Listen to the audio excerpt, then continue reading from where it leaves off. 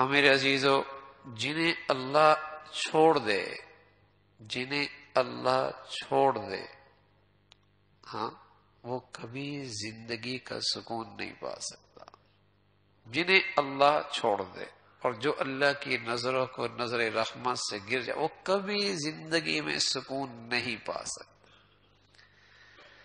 باقی ساری چیزیں اس کے پاس ہو سکتی ہیں، دنیا ہو سکتی ہے، مال ہو سکتا ہے، دولت ہو سکتی ہے، سب چیزیں ہو سکتی ہیں، کیونکہ مال اور اولاد یہ دنیا کی بھلائی نہیں ہے.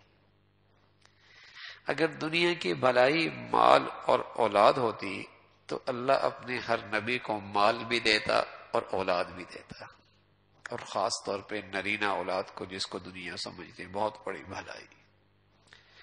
مال اور اولاد نرینہ، اگر دنیا کی صرف یہی بھلائی ہوتی تو میں عرض کر رہا ہوں کہ اللہ کا کوئی نبی اس سے خالی نہ ہوتا.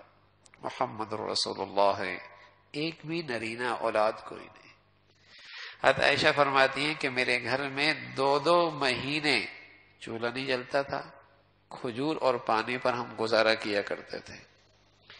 اور یہ حالت کوئی غیر اختیاری نہیں تھی، اللہ نے اپنے حبیب سے کہا رکھا تھا کہ اگر آپ چاہیں تو یہ پہاڑ جو مکہ میں ہیں یہ سونا بنا دوں، جتنا چاہیں اس میں سے آپ استعمال کرتے رہیں. تو بھلائی یہ نہیں ہے، بھلائی یہ نہیں ہے کہ اسے نرینہ اولاد مل جائے، اسے دولت مل جائے، یہ بھلائی نہیں ہے.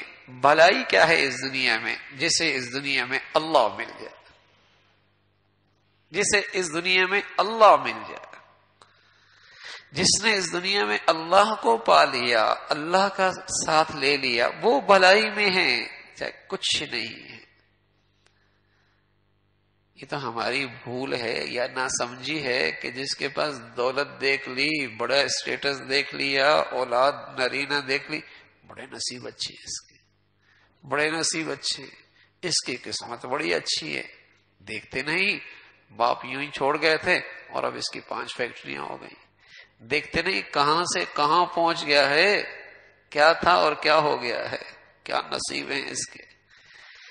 ارے میرے عزیزو، اس کا نام نصیب کا جاگنا ہوتا اور اقبال کی بلندی ہوتا تو اللہ اپنے پیاروں کو کیا کچھ نہ دیتا،